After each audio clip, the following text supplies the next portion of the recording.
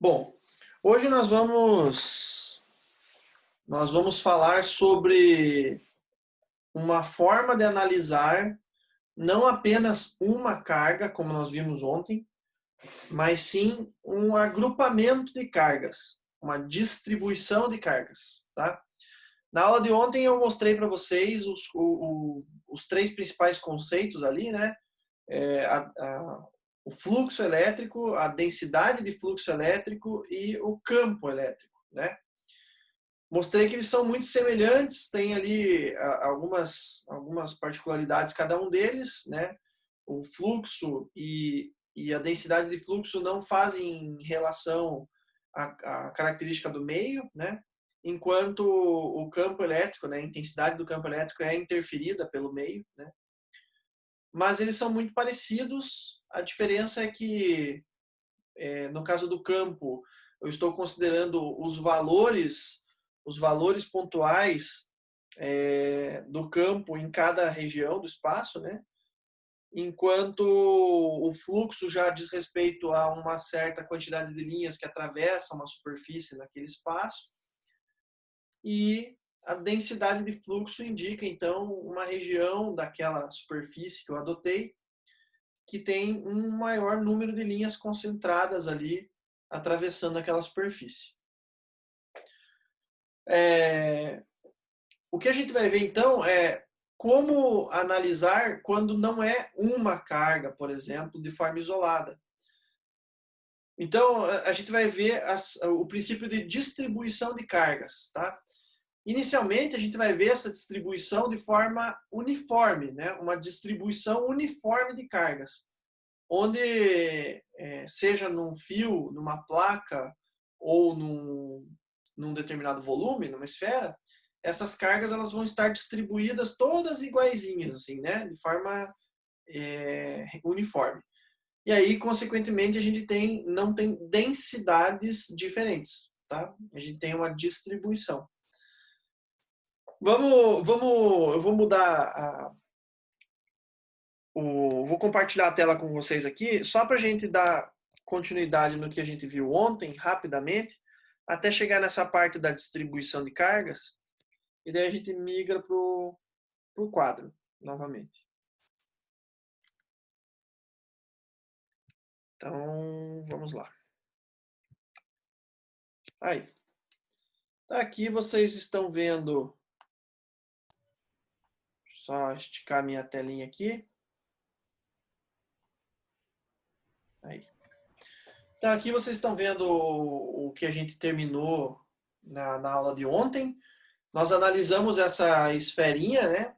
Onde eu coloquei uma carga no interior dessa esfera e englobei, então, a carga por uma superfície esférica. E dessa forma eu consegui fazer uma correlação entre fluxo e a carga envolvida, né? A carga envolvida por essa esfera. E aí, eu comentei com vocês que a sacada está justamente em utilizar uma superfície que eu conheça, de modo que eu saiba calcular, por exemplo, a área dessa superfície, ou o volume, se necessário, para que eu consiga calcular e criar essa relação. Porque se é uma superfície totalmente amorfa, né, uma superfície que eu não conheço as características dela, fica muito mais difícil para eu calcular qualquer coisa. E aí aqui chega nesse exemplo, onde eu tenho, então, uma superfície amorfa, como eu falei, né? Notem que eu tenho ali uma bolha, né, toda irregular, que envolve uma esferinha perfeita e dentro da esferinha ainda tem a carga, né? E aí a gente percebe que existe ali uma deflexão do eixo, né, do vetor campo elétrico na superfície externa, né, na superfície mais afora. Porque se eu tivesse aqui, deixa eu pegar a caneta ali.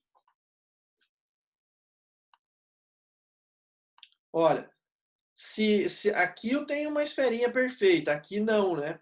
Se eu tivesse uma esfera perfeita envolvendo esta outra aqui, né?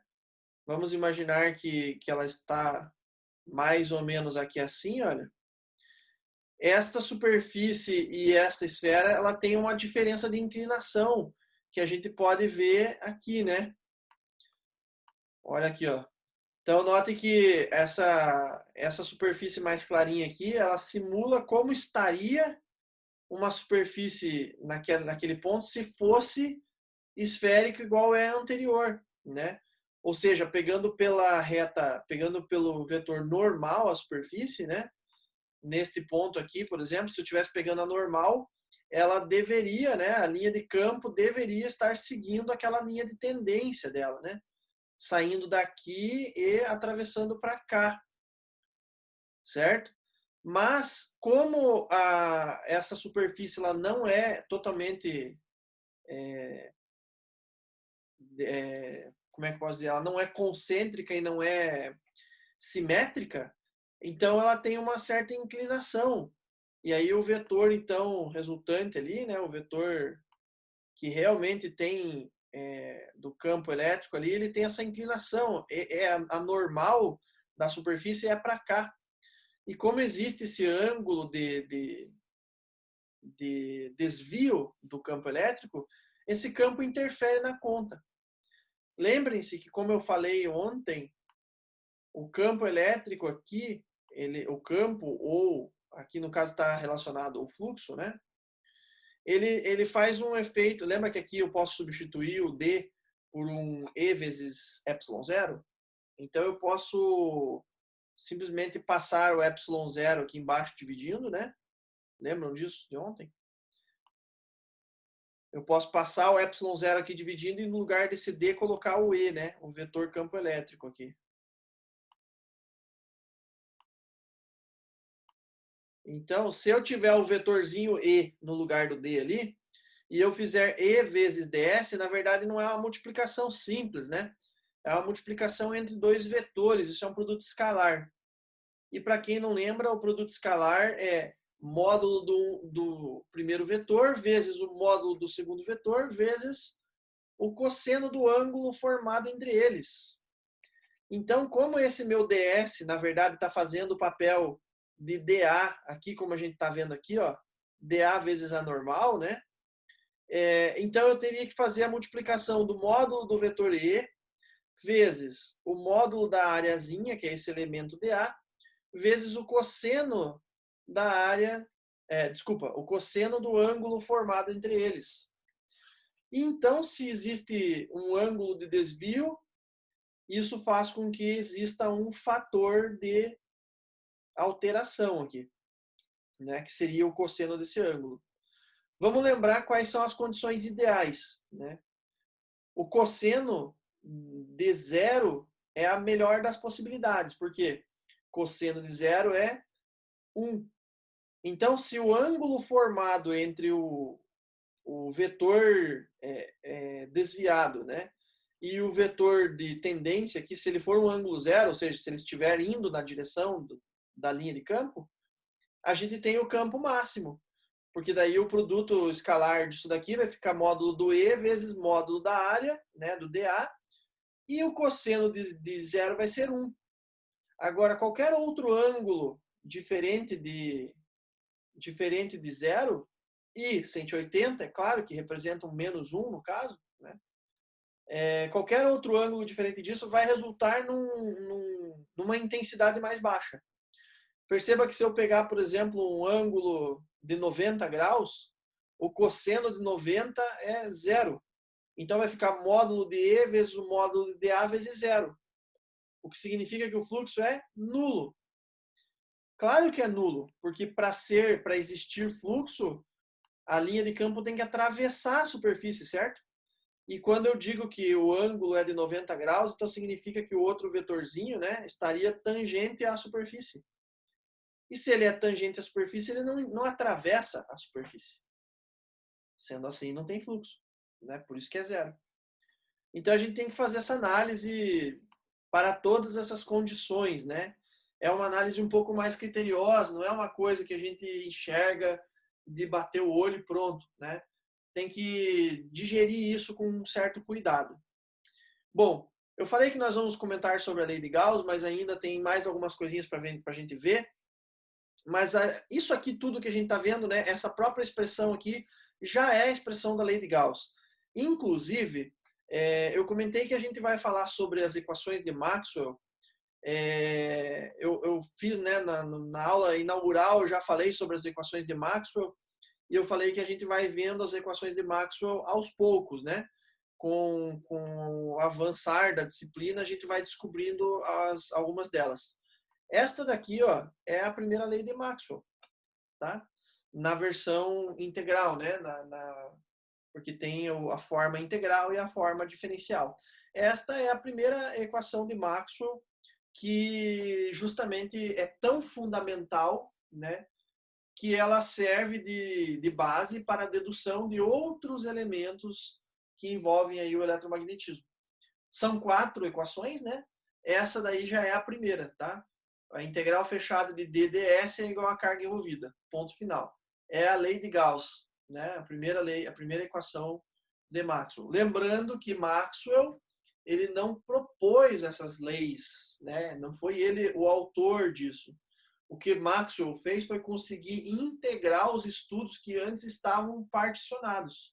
Então, Gauss estava propondo isso num canto, Faraday estava propondo outra coisa no outro canto, e aí, né, a lei de Ampère também. Ele conseguiu estudar todos esses casos e falar, opa, peraí, tem uma relação entre essas coisas. Vamos interligar tudo isso. E aí ele começou, pega a equação de um, joga aqui, pega a equação do outro, joga lá, e trabalha, e mexe aqui, mexe lá. E ele conseguiu, em 4 equações, basicamente condensar toda a teoria eletromagnética, né? Então, é óbvio que se você for fazer estudos mais avançados, você vai precisar de mais equações. Mas nessas 4 existem as principais relações que dão origem às demais equações. Então, a genialidade do Maxwell foi isso, foi conseguir fazer um compilado de tudo que importa. Muito bem, então, com relação ao fluxo, a gente viu então que ele pode ser positivo ao sair de uma superfície, ele pode ser negativo ao entrar em uma superfície e pode ser nulo se a mesma quantidade de linhas que entram, né, forem iguais às quantidades de linhas que saem. E aqui a gente tem um exemplo de fluxo nulo. Tem 2 formas de a gente identificar fluxo nulo. Uma delas é como eu falei agora. Eu vejo quantas linhas entram na superfície, quantas linhas saem da superfície, e se essas quantidades forem iguais, o fluxo é nulo. Outra forma de a gente identificar o fluxo nulo é identificando quanto de carga aquela superfície está englobando, envolvendo. Aqui fica claríssimo, né, que a superfície ela está pegando uma região do espaço que não envolve a carga geradora de fluxo. Então é óbvio que se ela não está envolvendo nenhuma carga, o fluxo é nulo, porque pela expressão que a gente viu aqui anteriormente, o fluxo é justamente igual ou proporcional à quantidade de carga envolvida. Se não tem carga envolvida, não tem como ter fluxo. Certo? Então, aqui nós temos as 2 coisas acontecendo simultaneamente, né? A carga não é envolvida e as linhas que entram são iguais às linhas que saem. Então, mata o fluxo. E aqui eu tenho outro exemplo de situações com mais de uma superfície. E eu desenhei isso no quadro junto com vocês. Então, notem aqui, eu tenho uma carga negativa, uma carga positiva, formando, então, um dipolo elétrico, né? E as linhas de campo ou de fluxo estão saindo da carga negativa, positiva e indo em direção à negativa. Notem que eu tenho 4 superfícies aqui. Eu tenho uma superfície A, que envolve a carga positiva. Eu tenho uma superfície B, que envolve a carga negativa. Tem a superfície C, que é toda essa superfície rosa maior, e a D, que está aqui, ó. Uma coisa que é importante a gente lembrar é que essas superfícies, quando a gente chama essas superfícies, a gente tem que pensar em superfícies gaussianas. A definição de uma superfície gaussiana é que ela tem que ser uma superfície fechada, tridimensional, né? Imaginária, obviamente, e uma superfície que a gente desconsidere as características elétricas dela. Então, ela é simplesmente uma demarcação de espaço. Eu não estou analisando qual é o meio que tem ali, eu não estou analisando se existe um material no interior ali que seja um dielétrico, alguma coisa do tipo. É simplesmente uma delimitação imaginária tridimensional. E ela tem que ser uma superfície fechada, não pode ter buracos. Beleza? Dessa forma, então, aqui a gente pode tirar algumas conclusões a respeito de fluxo. Por exemplo, qual seria o fluxo na superfície B? Ele é positivo? Ele é negativo? Ele é nulo? O que vocês acham?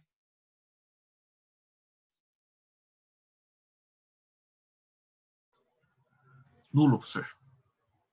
Na superfície azul, em B, o fluxo é nulo. Ah, não. Negativo. Aqui. Negativo. Isso. Isso, negativo. Na superfície B, o fluxo não é nulo, ele tem um valor, porque só tem linhas entrando, né? E ele é negativo, justamente porque as linhas estão entrando, tá? Sim. Já na superfície A, eu tenho o inverso disso. Eu também tenho um fluxo, esse fluxo ele não é nulo, porque eu só tenho linhas saindo, e ele é positivo porque as linhas estão saindo, né? Na superfície D, o que vocês acham que é o fluxo?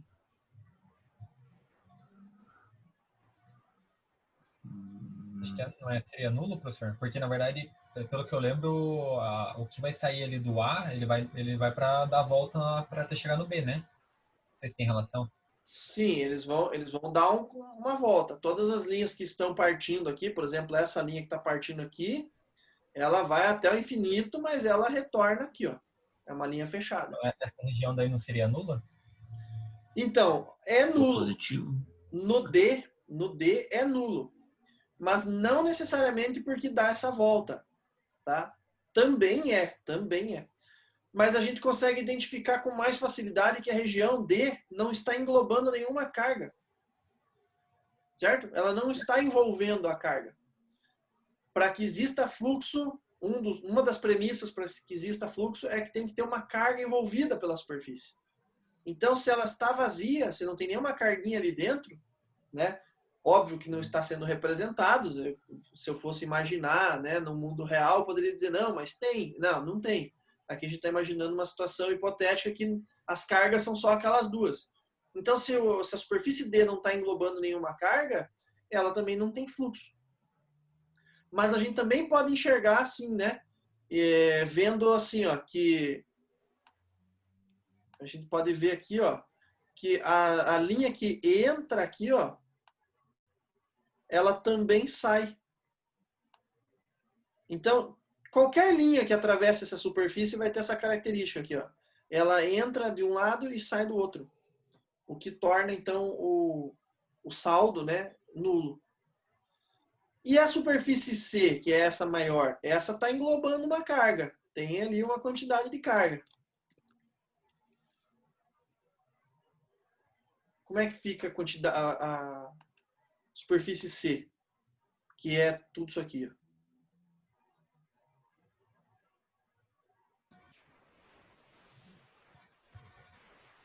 O que vocês acham? Vai lá, 33% de chance de acertar. Seria nulo também, né, professor? Não tem carga ali, né? A carga é A e B, né?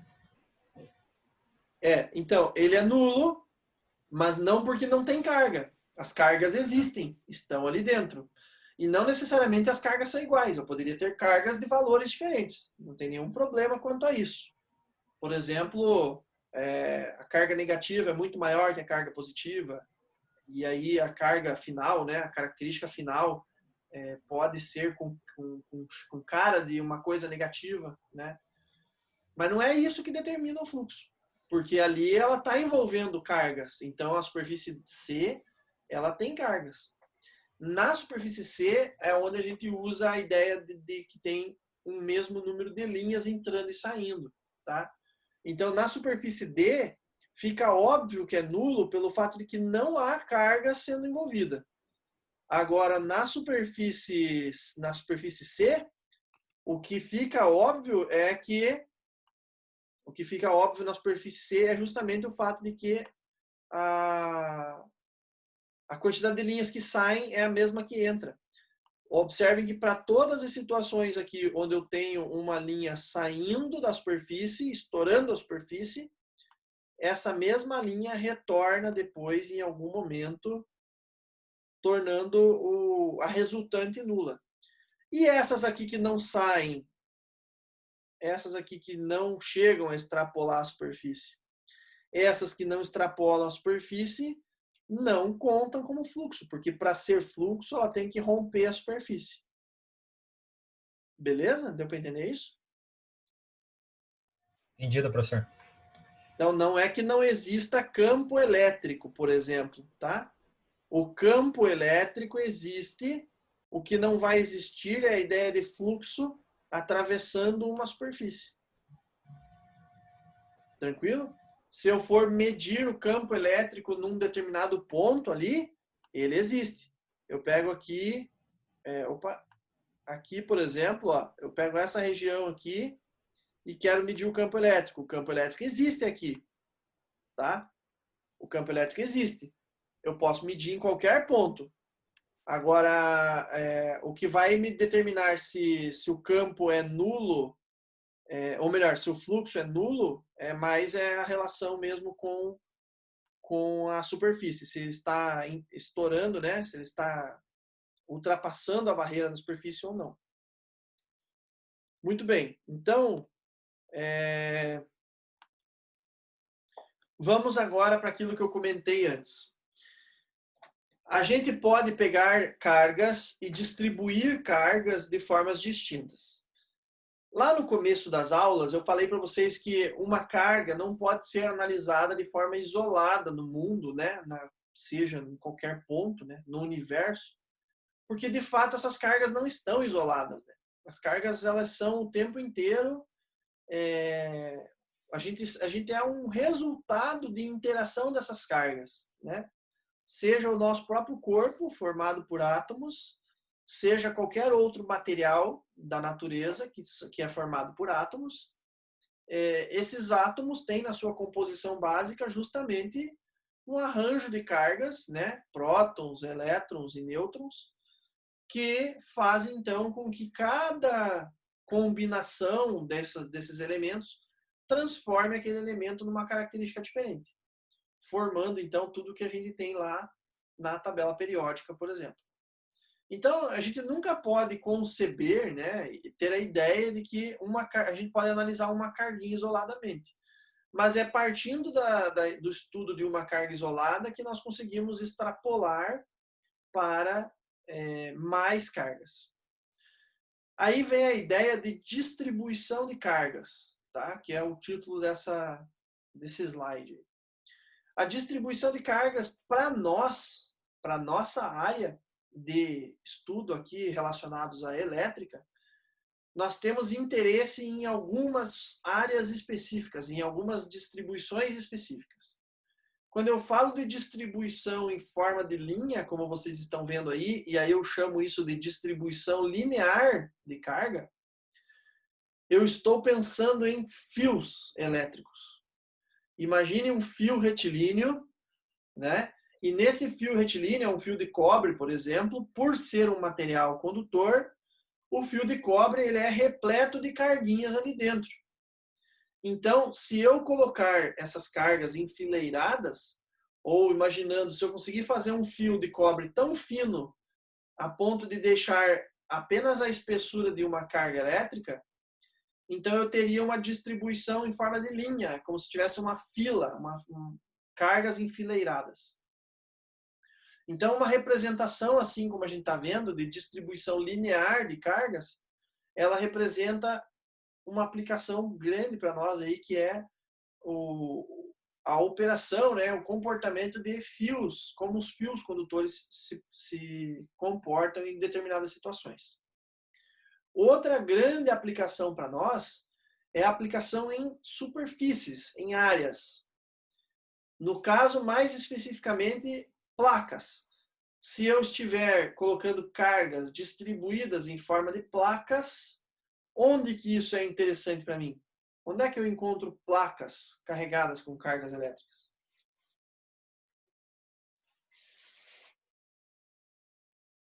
Dá um exemplo aí.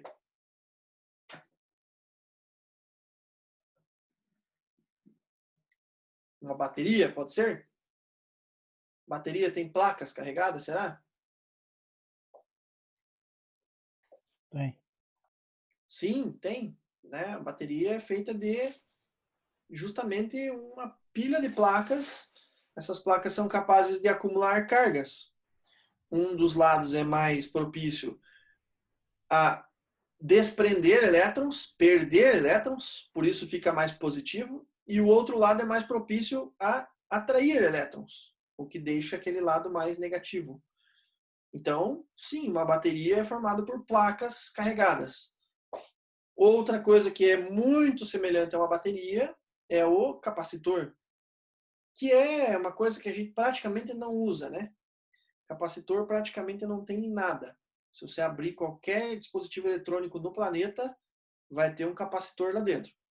Então, capacitores são peças fundamentais para a compreensão, né, de circuitos elétricos e eletrônicos. Aí você fala assim, professor, isso daí é coisa de eletrônica. Quando você fala lá, vai lá para uma linha de transmissão, não existe capacitor. Na opinião de vocês, tem ou não tem? Se eu for para a área de geração, transmissão e distribuição de energia, usa capacitores? Sim, e bem maior, né, professor? Tá? Eu acho que sim, e bem maior, né? Do que os pequenos que a gente abre componente. Então, e qual seria a aplicação de capacitor nessa área? Para que serve um capacitor? Ih, complicou. Uma pergunta de cada vez, professor. Qual é o propósito de um capacitor, hein? Para que a gente precisa de um capacitor? Ele serve para quê? O Armazenar capacitor, energia, reduzir ruído. como é que é? Desculpa, fala de volta. Armazenar energia, reduzir ruído. As duas coisas. As duas coisas. O capacitor ele pode ser usado como, de fato, uma espécie de bateria muito pequena, com muito pouca capacidade de armazenamento de cargas, mas existe essa aplicação. Você vai ver essa aplicação dele, por exemplo, em partida de motor. Alguns motores vêm com um starter, que é um capacitor acoplado a ele, que está lá com o objetivo de dar a energia suficiente para ele sair da inércia, né? Para dar aquela partida no motor. E por que se faz isso? Porque a característica de um motor, como ele é um elemento indutivo, e já vamos chegar na indutância, né? Como ele é um elemento indutivo, a característica dele é gerar um atraso na corrente, produzindo um fator de potência. Vocês já devem ter estudado isso, né? E eu até comentei com vocês sobre isso na disciplina de instalações elétricas, a gente estudou um pouquinho sobre o fator de potência. E se você tem, então, um elemento indutivo que faz um atraso na corrente, você tem como evitar isto fazendo a partida do motor antes de conectá-lo na rede elétrica. Então, a gente usa um capacitor para colocar o motor em funcionamento, ou seja, toda a energia necessária para armazenar a energia no campo magnético da bobina do motor é extraída do capacitor. E aí, quando esse motor já está carregado, vamos dizer assim, já está com o início de funcionamento, aí a gente conecta ele na rede elétrica e a rede não enxerga aquela defasagem de corrente que o indutor provoca. Então, tem algumas características assim. Mas, como eu falei, nessa área de geração, transmissão e distribuição, tem N aplicações de capacitores. Algumas delas são o uso do capacitor propriamente dito. E outras, que são muito maiores, na verdade, não é uma aplicação do capacitor, e sim um efeito, é uma causa. Tá? Então, vamos lá. Onde que a gente usa capacitores? Para fazer, especialmente para fazer correção de fator de potência. Tá? Então, uma rede elétrica de grande porte tem, sabe-se lá, quantas cargas conectadas a ela, e é muito comum ter essa defasagem de corrente, porque tudo que for enrolamentos tem essa energia reativa que fica lá, vamos dizer assim, aprisionada, produzindo uma defasagem de corrente. Isso serve para transformadores, motores, geradores, praticamente todas as máquinas elétricas. E aí, como consequência, então, é necessário usar então um banco de capacitores para fazer a compensação disso. Porque o capacitor age de forma oposta ao indutor. Se o indutor provoca um atraso na corrente, o capacitor provoca um atraso na tensão. E aí a gente consegue pegar aquilo que antes estava defasado e colocar em fase. Tá? Então, existe essa aplicação gigantesca, seja na área industrial ou mesmo lá nas usinas hidrelétricas ou qualquer subestação de grande porte, existe lá um banco capacitivo para fazer essa compensação. Agora, além da aplicação direta do capacitor, como um produto já, a gente tem o efeito que é até indesejado da capacitância em linhas de transmissão. A capacitância nada mais é do que ter uma placa, por exemplo, né? Uma placa positiva, uma placa negativa e no meio tem que ter um material isolante. Vocês conseguem enxergar isso na rede elétrica? Eu tenho uma linha lá passando 500.000 volts, terra e um volume de ar no meio fazendo o efeito de isolante. Então, terra fazendo o efeito de potencial zero, a linha fazendo o efeito de um potencial positivo e um meio isolante, fazendo a divisão entre essas duas coisas. Ou seja, toda a linha de transmissão é um capacitor enorme. E isso é até indesejado, porque você precisa, você tem que ficar monitorando isso, né, para evitar que esse efeito de capacitância fique exagerado até.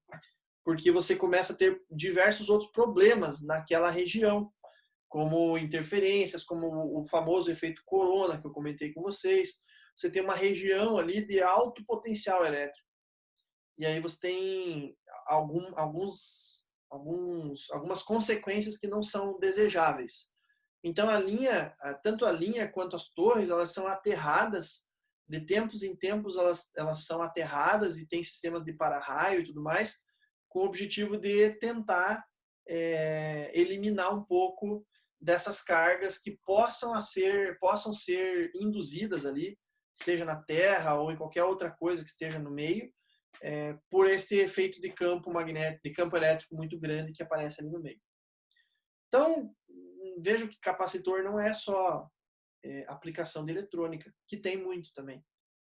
Além disso, você comentou ali, né, que pode ser usado para redução de ruído. Sim, né? O capacitor ele tem uma característica de se opor às variações rápidas de tensão.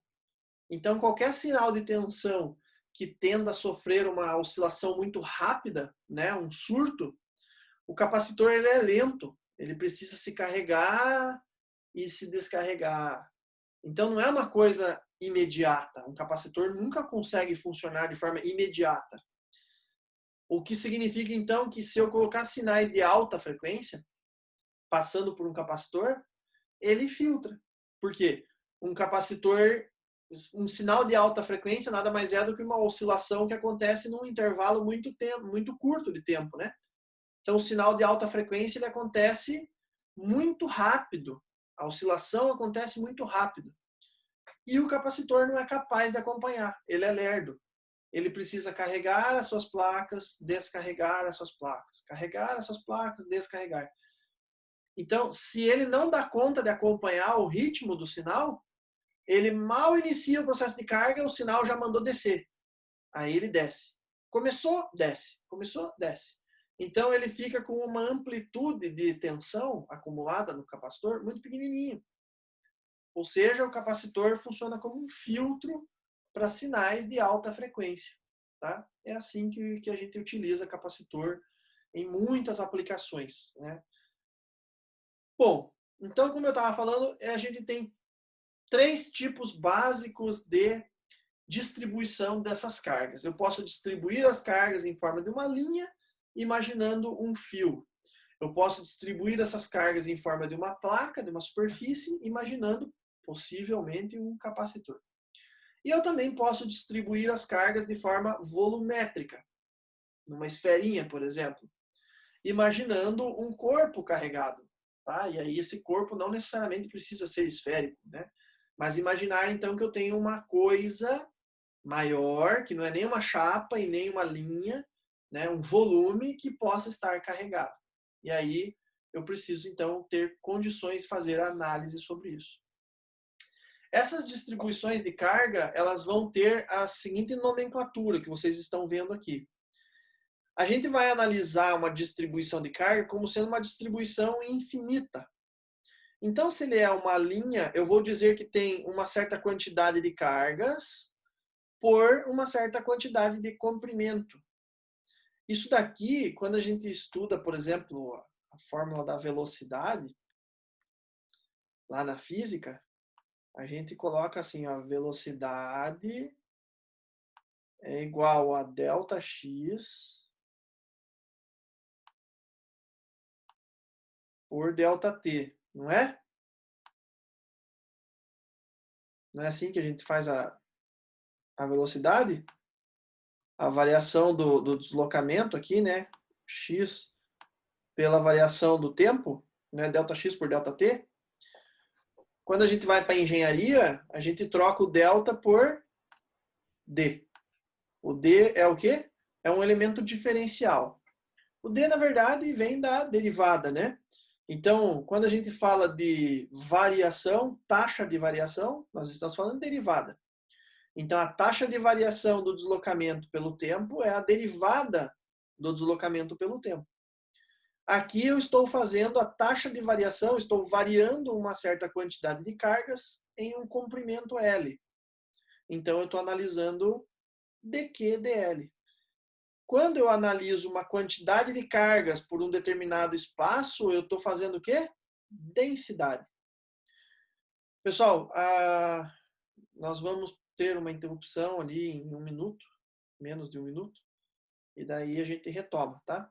Enquanto isso, eu vou seguindo aqui. Então, veja. Uma variação de cargas em um comprimento vai me dar uma densidade de cargas, que é dado por Coulomb, que é carga, dividido por metro pelo comprimento do eixo, né? do fio, da linha que eu estou analisando. Certo? Então, isso aqui seria o equivalente a escrever um dQ, ou melhor, um ΔQ sobre ΔL. Né? Um ΔQ, variação de cargas por comprimento. Então, aqui a gente tem a densidade linear de cargas, tá? Essa densidade ela vai ser bastante importante quando a gente precisar falar de uma certa distribuição de cargas, né, em forma de linha ou em forma de placa, que a gente considera então uma quantidade de cargas que eu sei que ela está distribuída uniformemente, tá? A outra forma de ter então a distribuição é em forma de antes da gente ir para a superfície. Vamos analisar aqui o que acontece quando eu coloco cargas enfileiradas. Então, vamos imaginar que essas cargas, como eu falei, eu estou analisando um fio que é tão fino a ponto de ficar apenas uma fila, uma linha de cargas, tá? É claro que um fio teria milhões de cargas lá dentro. Mas a gente está imaginando um fio tão fino a ponto de ficar apenas uma linha de cargas. Olha o que acontece, né, hipoteticamente, com essa interação das cargas. Então, observem aqui que eu tenho uma região que promove, então, um cancelamento. Eu tenho aqui um eixo apontando para baixo e um eixo apontando para cima com a mesma intensidade. Afinal de contas, essas cargas são iguais. Elas só estão enfileiradas. Então, se aqui promove um cancelamento, eu só vou ter cargas, só vou ter linhas de campo apontando na direção horizontal aqui. Aí só vai sobrar essa daqui apontando para cima e essa daqui apontando para baixo. O que é totalmente desprezível, tá? Imaginem que eu estou falando aí de uma fileira de cargas infinita. Eu estou analisando uma linha de cargas de milhões de cargas. Todos esses milhões de cargas vão ter esse vetorzinho sendo anulado entre eles. Só vai ficar um vetorzinho apontando para fora em cada uma das extremidades. Vocês acham que isso é relevante para a análise como um todo?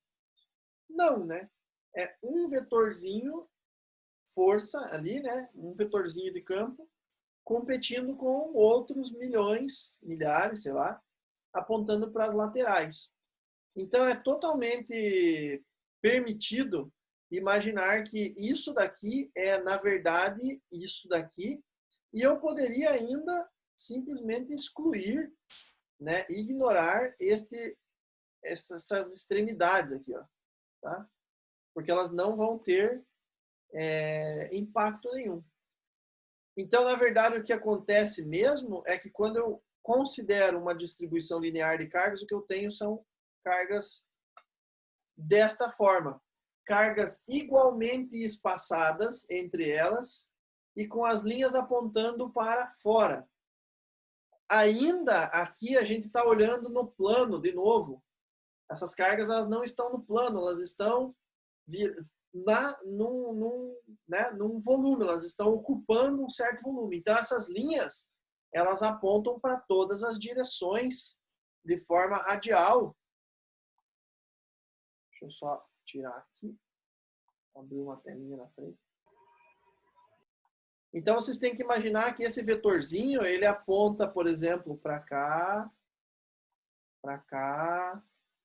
opa, ficou curtinho, mas tudo bem, para cá, para lá, para lá, para lá. Aqui nós estamos olhando numa superfície, tá? Como se a carguinha estivesse numa superfície e ela aponta para todas as direções naquela superfície. A próxima está mais acima. Também num outro patamar, também apontando para todas as direções. O que não tem é carga apontando uma para a outra. Mas as cargas nesta superfície aqui estão apontando, as linhas estão apontando para todas as direções. Deu para entender isso? Deu, professor. Beleza.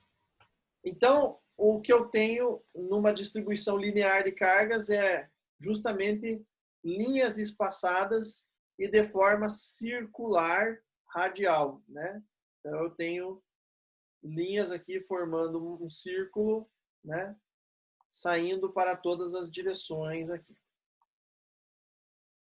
É assim que a gente enxerga as linhas de campo em uma fileira. Então, notem que toda vez que eu analiso um fio, um cabo, deixa eu pegar aqui meu cabo, companheiro.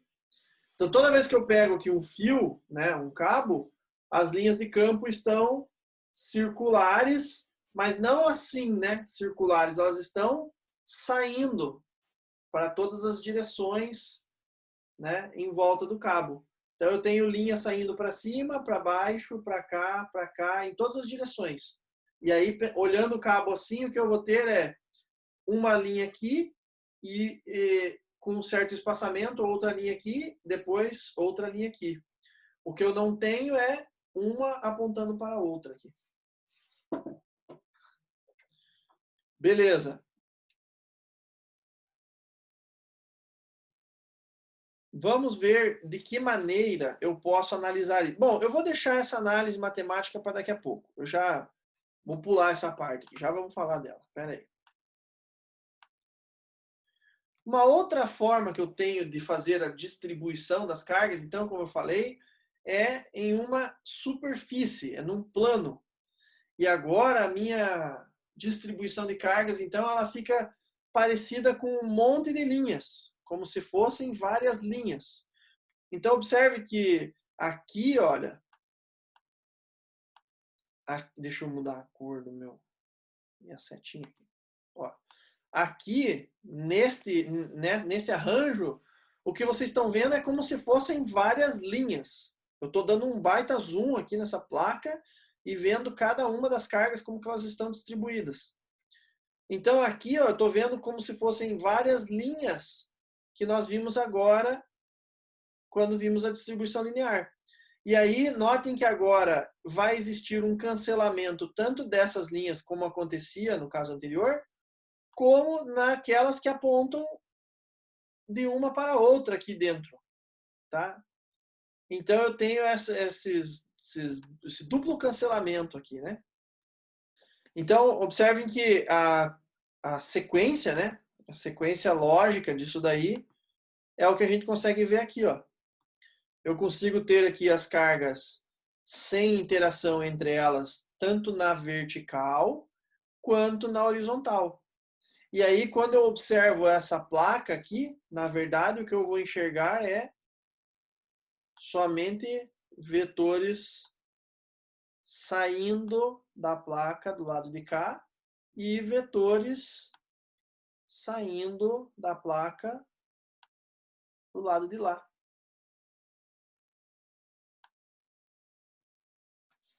Vocês conseguem enxergar isso?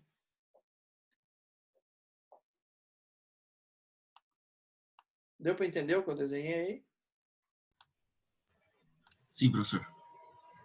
Então, quando a gente observa linhas de campo em uma distribuição superficial, essas linhas de campo elas saem também igualmente espaçadas, tanto na horizontal quanto na vertical, e saem de forma retilínea, perpendicular à placa. Então, isso são informações muito relevantes para a gente fazer análise depois, sabe? Porque quando eu coloco duas placas paralelas, as linhas de campo saem de forma retilínea, perpendicular, né, de uma placa para outra. E é isso que a gente consegue enxergar as linhas de campo num capacitor, por exemplo. A gente consegue prever o que vai acontecer lá dentro, por conta desse arranjo de cargas. Então é como eu falei, a gente tem que analisar uma carguinha individual, mesmo que ela não exista na prática, para conseguir extrapolar a ideia de enxergar mais cargas, né? Então, a distribuição superficial de cargas, ela vai ser dada desta forma. Então, se a gente for analisar matematicamente, ela vai ser dada justamente pela distribuição da quantidade de cargas que está ali, né? Um diferencial de cargas, uma variação de carga, o dq, pela superfície ds, né? Então, lembrem que na linha era uma quantidade de cargas por uma certa quantidade de comprimento, então era dq por dl. Agora a gente está vendo a superfície, então é dq por ds, é uma superfície, e aí então a densidade de superficial de cargas vai ser dada por coulomb por metro quadrado, porque agora é uma superfície. E aí tem o volume, né? Tem a distribuição volumétrica de carga. Vamos ver isso também. A distribuição volumétrica de carga tem duas formas de a gente enxergar isso. Bom, antes da gente ir para o volumétrico, a gente estava falando de superfície. Aqui ainda é uma superfície, mas é uma superfície que ela é curvada.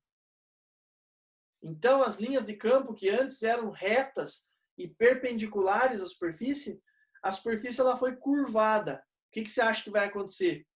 Agora os vetores estão apontando para o centro de curvatura. Certo ou errado? Digam certo? Certo. É certo.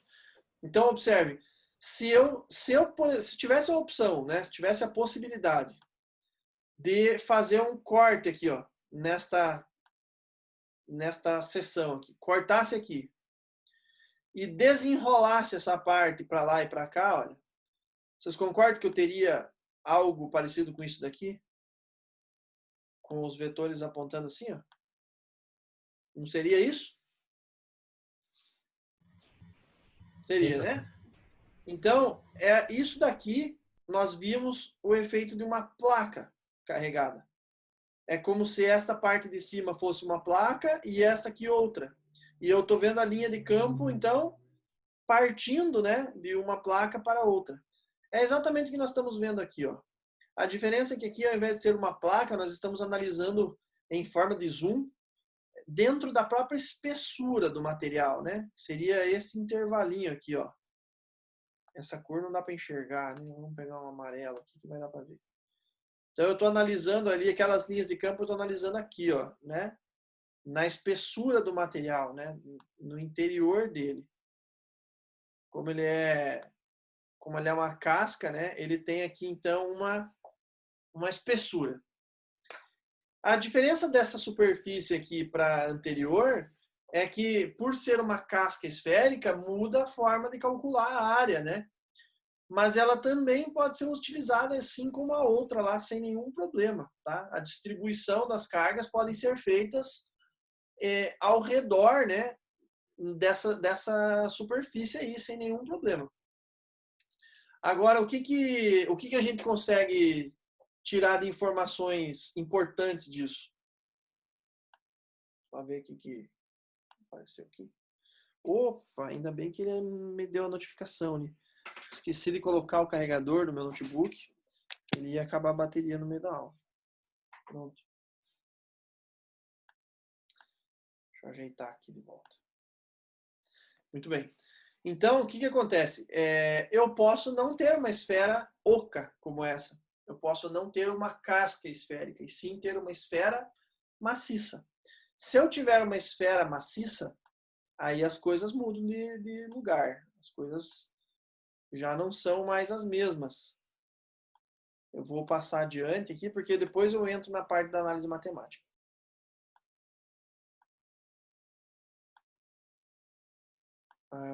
Deixa eu ver se eu tinha uma outra imagem. Tá, vai ser aquela ali mesmo. Olha só, aqui entra naquilo que nós estávamos falando, né, na continuação do que nós estávamos falando. A gente viu densidade linear, vimos a densidade superficial e agora a densidade volumétrica de cargas. Aqui eu estou imaginando um corpo maciço, como diz ali na descrição, ó.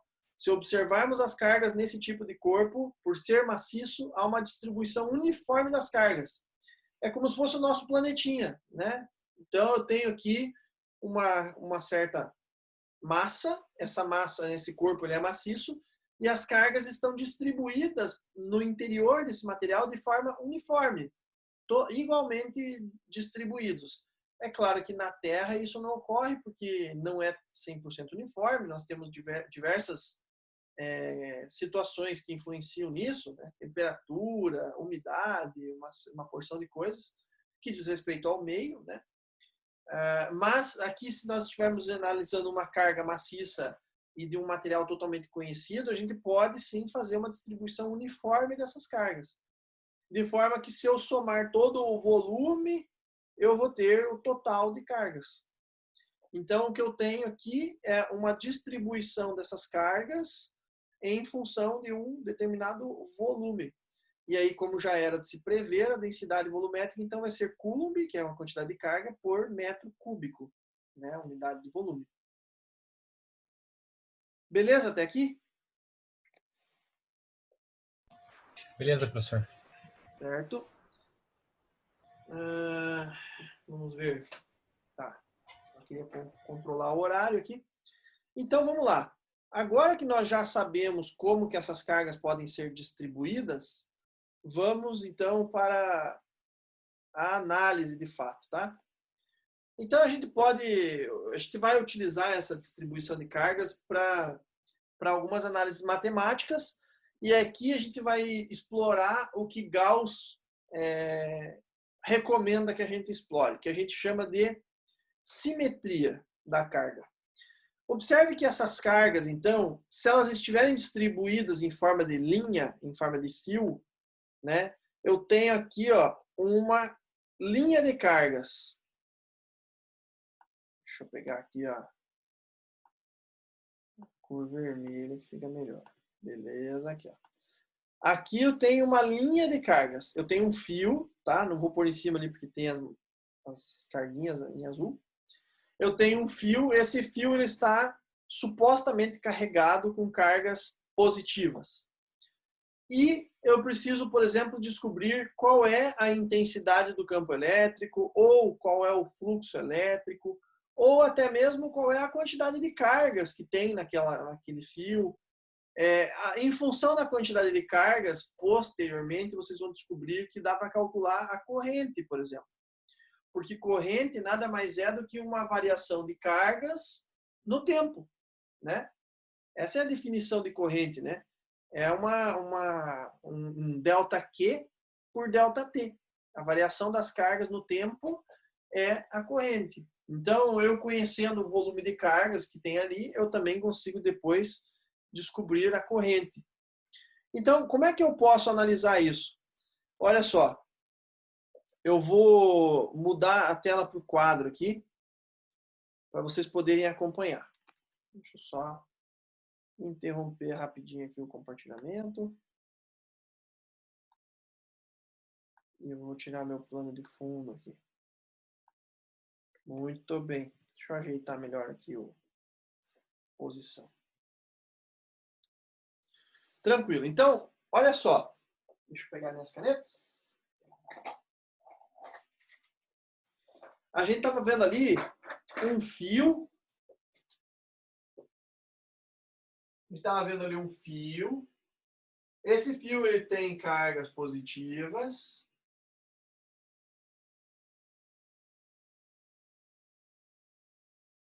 E a gente já sabe algumas características que nós acabamos de aprender. A gente viu, então, que quando nós temos uma distribuição linear de cargas, as linhas de campo estão apontando de forma circular, né? Para todas as direções aqui, radialmente, né? De forma radial. E círculos igualmente espaçados aqui. Né? Foi assim que a gente viu lá naquele slide que eu apresentei para vocês.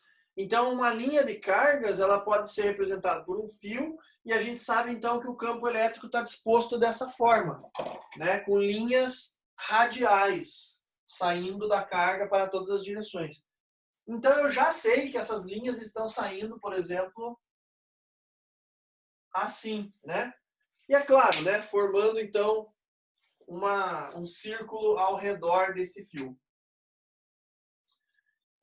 E além disso, o que eu tenho de informações a respeito disso? Que eu tenho um valor X para campo elétrico.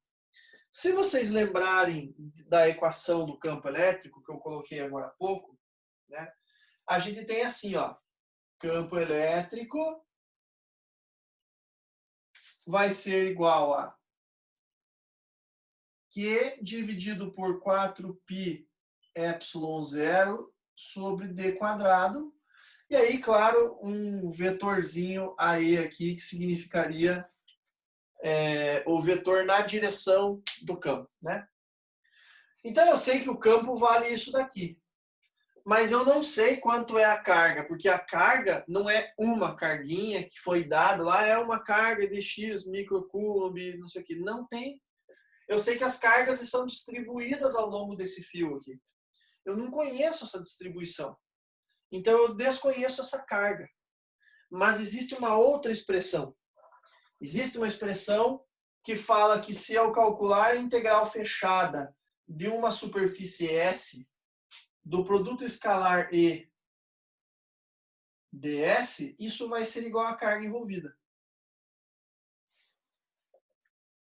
Aí sim, aí nós estamos falando uma língua que a gente entende. Eu não conheço a carga, mas eu sei que se eu multiplicar o campo para cada elemento diferencial de superfície, eu consigo descobrir quanto vale a carga. E aí é uma questão de usar um pouquinho a criatividade, usar um pouquinho a observação para saber qual superfície S eu devo adotar. A ideia é que a gente use uma superfície que explore o que a gente chama de explorar a simetria. Se isso daqui tem um formato linear, retilíneo, a simetria, a superfície que melhor se encaixa para esse tipo de aplicação é um cilindro. Eu vou apagar aqui e eu já faço a expressão de volta. É um cilindro, por quê? Porque se eu desenhar um cilindro aqui, por exemplo, olha. Se eu desenhar um cilindro aqui, por exemplo, eu consigo perceber que o comprimento do vetor campo elétrico aqui vai corresponder ao raio desse cilindro, certo? Se eu colocar, por exemplo, esse cilindro no centro, né? Bem aqui no centro do fio, né? E aí, se isso aqui é o raio, vocês concordam que o campo elétrico nesta direção vai ter exatamente a mesma intensidade que nesta?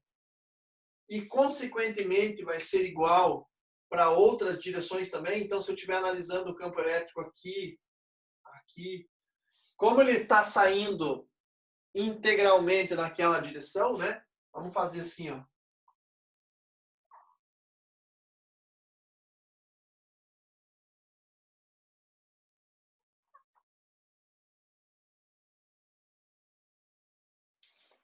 Vocês conseguem perceber que o campo elétrico ele tem o mesmo comprimento em todas as direções naquela seção? Sim, professor. Então, e aí a gente não viu que isso aqui ele se replica de tempos em tempos aqui, igualmente espaçados? Então, o que eu posso dizer aqui, pessoal? Quando eu falo que isso daqui é uma linha de campo, e que ela é igual em todas as direções, o comprimento do vetor campo, comprimento é o módulo, certo? Então, este comprimento aqui, ó, eu vou chamar isso daqui de raio. Raio do cilindro, beleza? Então, eu posso dizer que o raio do cilindro é igual ao módulo do campo. É ou não é? É, né, pessoal? Porque se esse cara aqui é o mesmo comprimento do raio, o módulo do campo elétrico é exatamente o comprimento do vetor. Como aqui é igual, aqui é igual, aqui é igual, todos os pontos aqui, o comprimento é igual, então eu posso dizer que o raio é igual ao módulo do vetor campo. Você está vendo que facilidade? Então, se eu tiver uma superfície que envolva as minhas cargas, e que eu consiga ainda usar a simetria dessa carga para facilitar a minha vida, é assim que eu vou fazer. Vocês ainda não, talvez não tenham percebido como isso pode facilitar, mas agora vai ficar mais claro. Eu disse então que a integral fechada de uma superfície S, e a minha superfície S agora é esta superfície aqui, minha superfície gaussiana é todo o cilindro, certo? A integral fechada de uma superfície S vai ser o quê? Vai ser dado pelo produto escalar de E ds, e isso vai ser igual a carga envolvida. Olha que maluquice isso. Como eu sei que o campo ele vale o mesmo comprimento em todos os pontos, eu posso entender que o campo é constante. Para esta superfície S, em qualquer lugar que eu for medir o campo, na borda da superfície, tá? Não é no interior dela. Lembrando que essa superfície ela é oca, ela tem só uma delimitação. Então, para qualquer lugar aqui que eu for medir o campo elétrico, ele vai ter, o comprimento dele vai ser sempre o mesmo. O que significa que ele pode ser tratado como uma coisa constante ao longo dessa superfície. O campo nunca muda aqui na borda da superfície, em lugar nenhum. Vale sempre a mesma coisa. Se ele é constante, o que acontece com uma coisa constante dentro da integral? ele pula fora da integral. Primeiramente, vamos analisar a ideia desse produto escalar aqui, ó. Produto escalar, né? Um produto escalar qualquer, eu vou fazer para cá, ó. Um produto escalar aqui, ó, vou escrever de volta aqui. Produto escalar de E ds. Ele vai ser o quê? Vai ser o módulo de E vezes o módulo de ds vezes o cosseno do ângulo formado entre eles. Tá? Isso é certo, né? A questão é, quem é o meu ds? O meu ds não é um elementinho superficial, é um elementinho, ou melhor, desculpa, um elemento diferencial de área, não é isso? Não é isso que a gente adotou como ds? Então imagina assim, ó, imagina que aqui, ó, eu estou pegando aqui um fragmento da área, ó. Beleza? Estou pegando só um pedacinho dessa área. Para onde vai estar apontando a normal desta área neste ponto aqui, ó? Pode estar apontando para cá.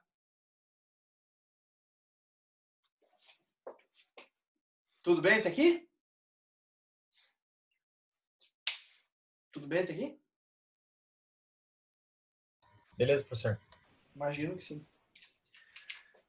Se eu pegar uma linha de campo que passa exatamente naquele ponto ali, eu saio com a linha de campo aqui e vou até ali naquele ponto, para onde vai estar saindo a linha de campo? Não vai estar aqui, ó?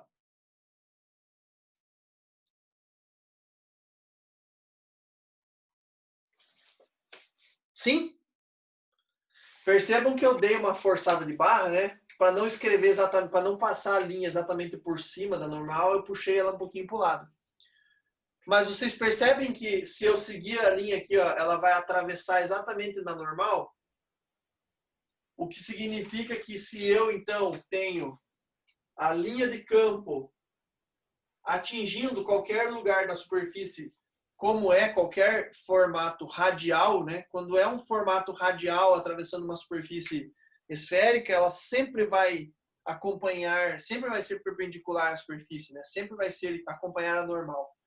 Então significa que o ângulo formado entre eles aqui, o ângulo é 0 grau. Portanto, quanto que vai dar cosseno de 0? Cosseno de 0 aqui vai dar 1. Então, o que vai ser o resultado desse produto escalar que está dentro da integral? Vai ser somente módulo de E vezes módulo de ds. Eu vou escrever isso agora tirando o vetorzinho. Eu vou escrever assim, ó, E ds é igual a carga envolvida. Note que eu tirei o vetorzinho, por quê? Porque agora eu não estou mais falando de vetor, né? Estou falando do módulo apenas, só o comprimento dele. A característica vetorial a gente viu que sumiu quando eu fiz o produto escalar, né? O produto escalar resulta num escalar, num número, sem vetor. Então, sobrou só isso daqui, ó, EDS. E aí eu acabo utilizando aquilo que eu falei. Já que o campo elétrico ele é igual em todos os pontos, o comprimento dele é igual em todos os pontos. Olha só, o comprimento é sempre igual. Então, se o comprimento é constante, ó, se esse cara aqui é constante, isso aqui sai fora da integral. E aí eu tenho a expressão reduzida a isso daqui, ó. E vezes a integral fechada de ds é igual a carga envolvida. Tá?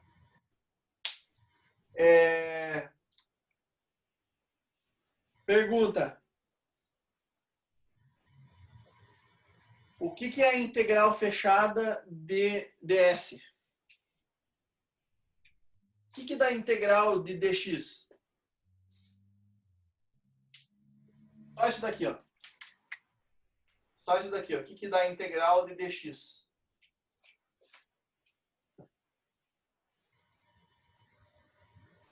Vai, pessoal. Agora é a hora.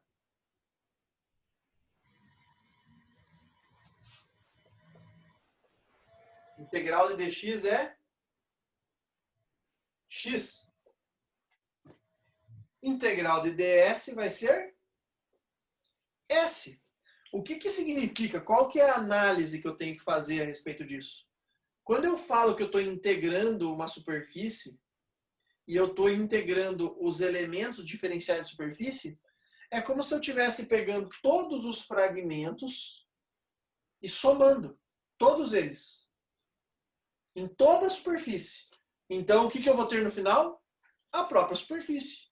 Então, integrar todos os fragmentos de superfície, né, todos os elementos diferenciais de superfície, é somar e formar toda a superfície. Então, o que que eu vou ter no final? Ah, eu esqueci de um detalhezinho aqui. Desde a primeira parte aqui tinha um epsilon zero aqui, ó. Vocês lembram que seria ds igual a carga ou EDS carga dividido por epsilon zero. Lembram disso? Que eu já tinha falado antes? Então, no final das contas, pessoal, o que que vai sobrar aqui? Se essa integral fechada de ds é o próprio S, então eu vou ter E vezes S é igual a carga envolvida dividido por epsilon zero. E aí é só uma questão de análise, só uma questão do que te interessa representar. Se me interessa isolar o campo, eu coloco a expressão em função do campo, né? Passo S dividindo. Se me interessa descobrir a carga, eu isolo a carga, passo o epsilon zero para ficar multiplicando, pronto. Isso não me interessa mais. A expressão final é esta. Mas ainda tem um detalhezinho, tá? Tem um detalhezinho que a gente pode ver. O detalhezinho é dizer quem é S. Se eu fiz essa equação, né, baseada nessa superfície aqui, ó, eu preciso dizer quem é a minha superfície S. E aí é claro, né? Se eu escolhi uma superfície de forma inteligente, se eu soube escolher a minha superfície, isso vai me favorecer na hora de substituir aqui, ó, porque eu tenho que colocar a área na superfície. Se for uma superfície maluca, ferrou. Como é que eu vou calcular a área? Mas essa superfície aqui é fácil. Como é que a gente calcula a superfície de um cilindro, pessoal? E aí, aqueles que já passaram do ensino médio, estão na engenharia, metade do curso já, como é que a gente calcula a superfície de um cilindro? Alguma sugestão?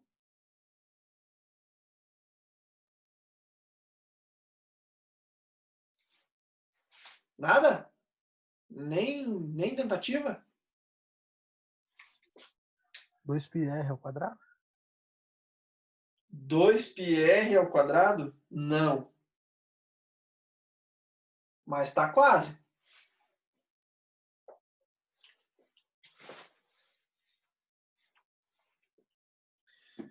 É muito simples, pessoal. O que é um cilindro? O cilindro é uma folha enrolada. Vocês concordam que se eu passar uma tesoura aqui, ó, isso daqui vai ficar assim? Se eu pegar essa folha aqui e enrolar ela, não vira um cilindro? Sim ou não? Sim. Sim. O que seria essa dimensão aqui, ó?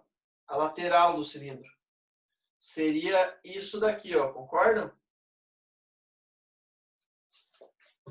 Certo? Eu parti aqui no meio, parti aqui e estiquei. Sobrou isso aqui, ó. Se eu pegar isso daqui e juntar as duas pontas, eu formo esta parte aqui. Então, esta lateral aqui é o comprimento dessa circunferência. E aí é 2πr. Tá?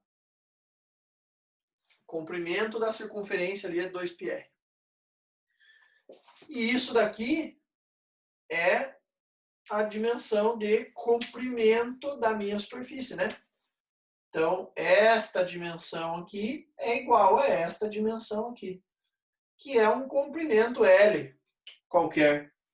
Então, a gente diz que a área desse cara aqui é 2πrl, tá? Sendo L o comprimento